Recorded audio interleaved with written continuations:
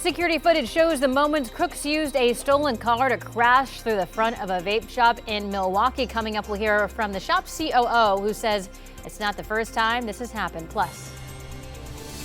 And in Wood Village, a man is in the hospital after being shot in the chest during a robbery attempt. We'll tell you where the investigation currently stands. Plus. In Washington, law enforcement believes they were able to stop a potential mass shooting by a 13-year-old.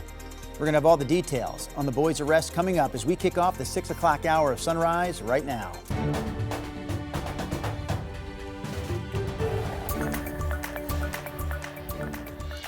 Good morning, and thank you for joining us on your Tuesday. I'm China Green. And I'm Drew Carney, and we are not alone. We have Chris McGinnis and Rod Hill among us on this Tuesday. Rod, fresh off a 4-day weekend. Yes. Looking sharp and ready to go. Feeling good, man. But oh yeah, let's do this. Go get him, Rock. Okay. We have, that was exhausting. We have an upper level low setting down around the Medford area. Most of the rain today, south Willamette Valley, down through Eugene and down into Medford. But scattered shower precipitation will migrate up the Cascades, and storms are expected in central and eastern Oregon a little bit later today. Right now, all dry in Lincoln City. Folks have a shower threat in the forecast. You have cloudy skies, 55, the view from the Schnuckwins Casino Resort location. And here are mostly cloudy skies over downtown Portland from the Wells Fargo building. 64 is the temperature. So to the bus stop we go. You may want to have the kids take a rain jacket. There is a scattered shower threat, maybe even a rumble of thunder. But most of the time, and maybe all of the time where you are, it's simply going to be dry. 63 out the door, 69 at noon. Kids get out of school, it'll be about 75 degrees. Here's Chris. Rod, thank you for that. Let's take you down to Wilsonville, I-5 near Wilsonville Road for perspective. The headlights in that shot, that's actually the southbound commute. Looks like that's doing okay. Northbound just on the right edge of the screen here. That too rolling right along. Sorry for the lost camera there. That was supposed to be I-5 up near Vancouver, but it looks like we lost it temporarily. There's a quick check of the drive out near the Sylvan Hills. So far, we are rolling along at a speed limit clip. No big freeway trouble spots out there just yet, guys. All right, thank you, Chris. Top story here at 6 o'clock, a developing story as detectives are investigating a shooting in Wood Village that sent one man to the hospital with life-threatening injuries. Multnomah County deputies say it happened just after 10 o'clock last night. Sunrise reporter Thomas Schultz joins us from Northeast Halsey and 238th. So, Thomas, what led up to the shooting?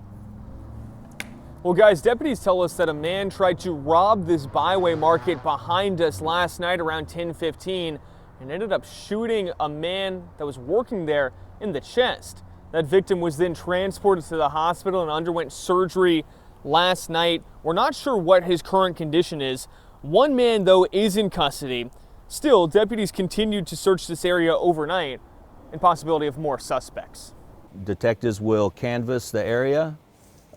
See if we can find any witnesses that may have seen or heard anything that can help in their investigation. And this was a pretty extensive search. Both Multnomah County Sheriff's deputies and Gresham Police responded to the shooting. Officers also flew drones during the investigation and searched on the ground for other possible suspects. While that investigation was ongoing overnight here on Northeast Halsey in Wood Village, 238 was closed in this area. That road has now reopened. Multnomah County Sheriff's Office tells us they plan to release more information about this investigation sometime later today. Drew, China. All right, Thomas Schultz live for us this morning in Wood Village. Next up here on Sunrise, a new KGW investigation that reveals hundreds of thefts each year at storage units all across Portland, with victims reporting millions of dollars in losses. Storage facilities can be easy targets for thieves because they're often quiet with infrequent visitors and lack sufficient security. The two men in this video wiped out a single mother's entire unit in less than 20 minutes after they drilled through a lock and loaded everything onto a flatbed truck. Police did arrest one of those thieves, but the numbers show that arrests are rare. Here's more from two other local victims. There have been 4 break-ins to things in 1 year, and we have been 2 of them on 2 separate units on separate floors. What's the odds of that? Tonight on KGW News at 6, investigative reporter Evan Watson breaks down just how rampant storage unit thefts have become, including one local facility that's been hit 114 times in less than 3 years. A local vape shop is cleaning up after thieves crashed a car through the front of their business. So this is actually the fourth time that a car has gone through the front of a local House of Pipes location. Here's KGW's Catherine Cook with more. Just after 3 Sunday morning, destruction at this House of Pipes vape shop in Milwaukee. Crooks used this stolen Kia to crash and enter.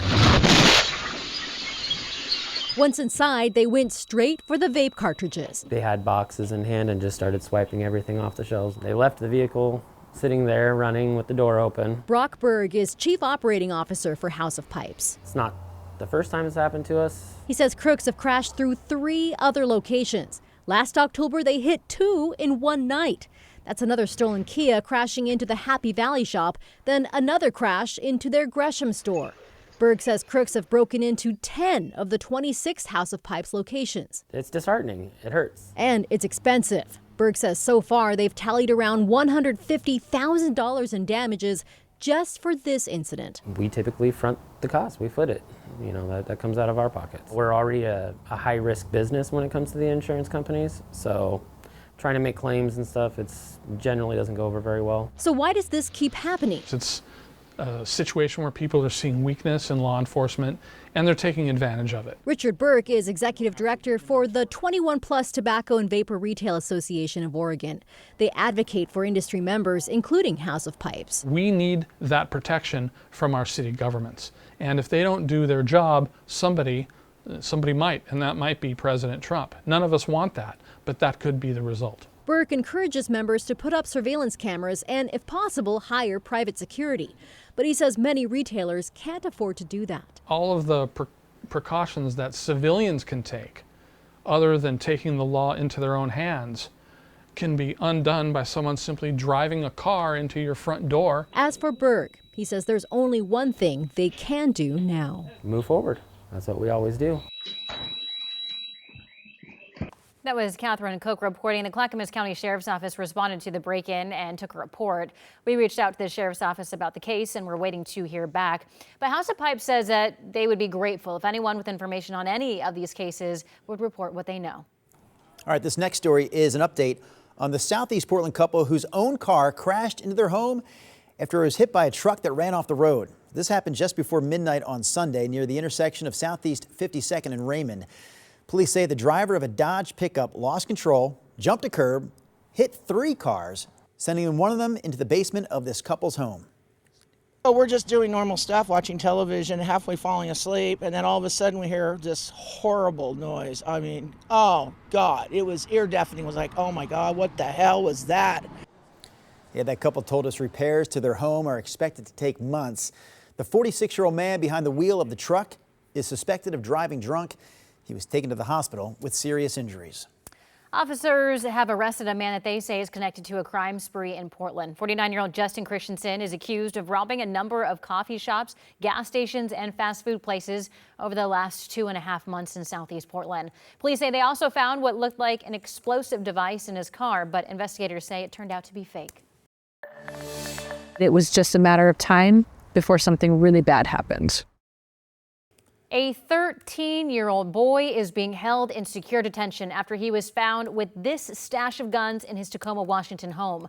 Pierce County deputies say many of them don't have serial numbers and are likely homemade. Investigators believe that he was planning to attack a school. Multiple tips led police to the boy's social media posts, which included photos of him posing with guns with threatening captions. Those posts have since been taken down. He was pretty much imitating and doing exactly what he had studied and learned from these other mass shooter incidences. And the way the clothing and the evidence from his room and the way it was packed and ready to go indicated it was just a matter of time. The teen now faces multiple charges. At this point, the parents have not been charged. The Pierce County Sheriff's Office says that could change as the investigation continues. Oregon Governor Tina Kotek signed a new earthquake-related executive order. So this order calls for all new state buildings to meet seismic safety standards, and it also calls for improvements to existing buildings that are considered crucial to protect, from large office structures to buildings that support first responders. All right, your time now is 6:09. Taking a live look from our Wells Fargo Skycam. It looks like the sun's starting to inch up there, but it still looks Pretty dark. Definitely cloudy though, Rod. Yeah, trying to get some early morning brightness, but still more than half an hour away from the sun coming up. By the way, guys, we probably have this on KGW.com. 5.8 quake. This is a ways offshore, 75, 80 miles offshore from Port Orford down along the southern Oregon coast. Overnight, didn't have any reports of anybody feeling anything, but decent quake, not unusual, of course, to have these quakes out in the Pacific. I just mentioned that because you may see that headline, and we just had that earthquake story. Okay, here's satellite radar this morning. Low pressure system setting off right over the southwest corner of our state, actually, and this is where most of the rain will be. Southern Oregon today, and then later scattered showers and storms continuing to migrate up to the north, central and eastern areas. Had some lightning earlier this morning up in central Washington. Here are clouds over Mount Hood, and again the Cascades looking for some more storm action to migrate south to north up the range later today. Current temperature all dry, timberline 51 degrees. Here's a view from the Dalles, the Oregon Veterans Home camera out there. You folks in that migration spot, expecting some scattered showers, maybe some storms, at least in proximity over Wasco County a little bit later today. But right now you're dry and overcast. 65 is the current temperature. We are dry here in the Portland, Vancouver, Salem area this morning. We have mostly cloudy skies, 64 in Vancouver. Let me backtrack a little bit because we do have that shower that's been sitting around Philomath and near Corvallis, 60 in Corvallis. It's dry in Salem, 61. Valley forecast today. Showers likely as you go to the south. So from Salem and then traveling southward, the rain chance and maybe even a thunderstorm threat just gets better and better and better. Now up to the north, Portland's rain chance is there, but we expect lots of dry time today. And really, lots of dry time all the way through Saturday. The next shower threat shows up on Sunday. 70-degree temperatures most days this week. That's your update.